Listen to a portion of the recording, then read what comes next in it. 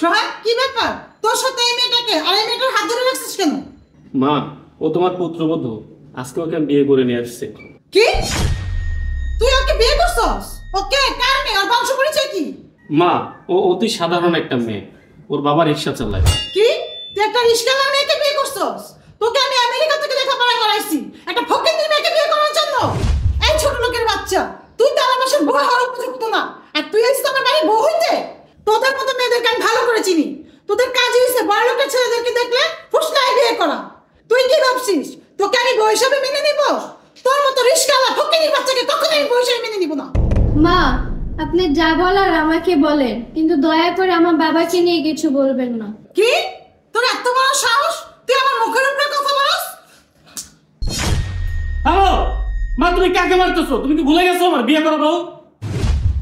আমার যেই ছেলে কখনো আমার চোখের দিকে তাকায় কথাই বলে নাই, আর সেই ছেলে আজ এই মেয়ের জন্য আমার মুখের উপর আমাকে ঝাড়ি দিল। এই মেয়ে তো আমার ছেলেকে পুরো ধরে বশ করে ফেলছে।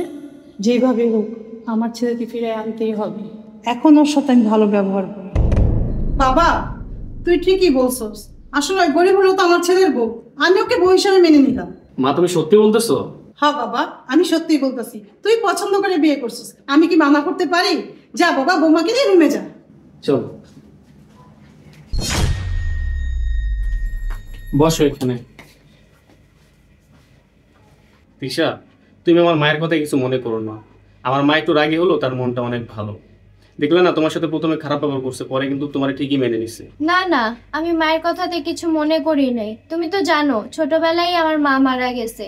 আমি মায়ের ভালোবাসা আদর কখনোই পাই নাই। আজ থেকে তোমার মাই আমার মা, আর মায়ের কথাতে আমি কিছুই মনে করব না। তিশা, আজকে আমাদের বাসর রাত, আমি তো তোমার তেমন কিছু দিতে পারি নাই। এই নাও, এই টাকাগুলো তুমি রাখো, পরে কিছু কিনে নিও।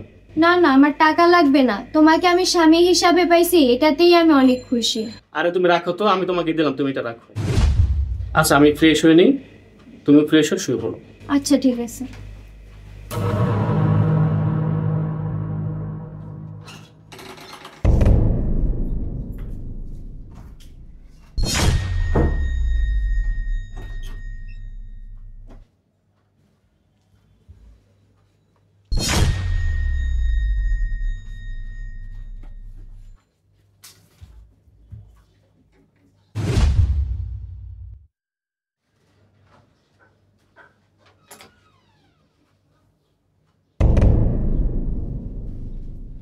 মা, আমি অফিসে যাচ্ছি। দাঁড়া বাবা, আমার ওষুধ শেষ, আমাকে কিছু টাকা দে, ওষুধ আনতে হবে। ও আচ্ছা, ঠিক আছে, দিচ্ছি। কি ব্যাপার, আমার মানি ব্যাগে টাকা ছিল 50,000, 30,000 টাকা তিশাকে দিলাম, আর বাকি 20,000 টাকা তো মানি ব্যাগেই ছিল, কিন্তু টাকাগুলো কোথায় গেল? আচ্ছা মা, টাকা তো গুলো অফিসে রেখে চলে আসছি, আমি আসার সময় তোমার মেডিসিন নিয়ে আসবো না। আচ্ছা বাবা।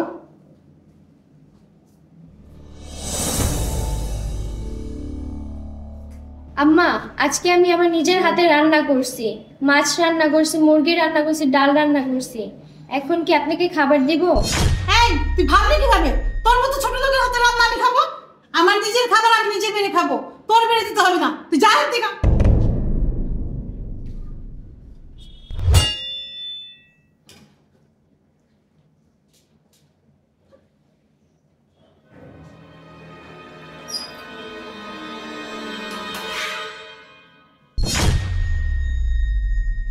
কি ব্যাপার মা, তুমি ডাল দিয়ে ভাত খাচ্ছ কেন? বাবা, বৌমা তো আমার ডাল আর ভাতই দিয়ে গেল। কি বলো, আর কিছু রান্না করে নাই? কি জানি বাবা, আমি তো জানি না। আচ্ছা দাঁড়াও, আমি এখনই দেখতেছি।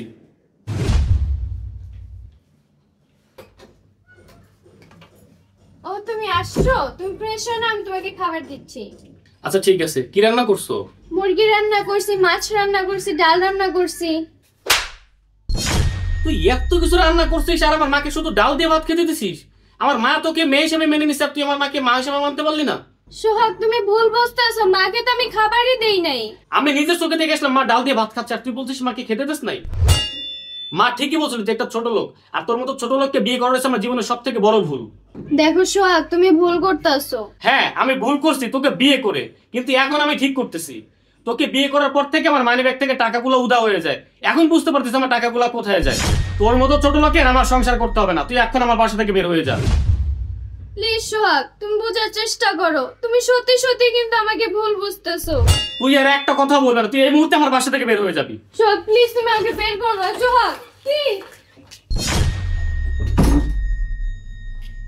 মা, আপনি এই কাজটা কেন করলেন? আমি জানি আপনি আমাকে পছন্দ করেন না, তাই বলে আপনি আমাকে এতটাই ঘৃণা করেন যে আপনার ছেলের চোখে আমাকে অপরাধী বানালেন। ছোটবেলায় আমার মা মারা গেছে, ভাবছিলাম বিয়ের পরে আমি আমার মাকে আবার ফিরে পাবো, কিন্তু না, এখানে শাশুড়ি পাইছি, আমি আমার মা পাই নাই। মা, আপনার যদি একটা মেয়ে থাকতো, আপনার মেয়ের সাথে যদি এই ব্যাপারটাই হতো, আপনি কি পারতেন সহ্য করতে? আসলে আমার কপালটাই খারাপ, আল্লাহ কখনো আমার কপালে মায়ের ভালোবাসা রাখে নাই। আপনি যেহেতু আমাকে সহ্যই করতে পারেন না, আমি চলে যেতেছি। বৌমা, দাঁড়াও মা, তুমি কোথাও যাবা না, আজ থেকে তুমি এখানেই থাকবা। আমি তোমার উপর অনেক অন্যায় করছি, আমি আমার ভুল বুঝতে পারছি, তুমি আমাকে মাফ করে দাও মা। বাবা সোহাগ, তুই এদিকে আয়। কি হয়েছে মা, বলো। বাবা, তুই বৌমাকে বাসা থেকে বের করিস না, বৌমার কোনো দোষ নেই, সব দোষ আমার।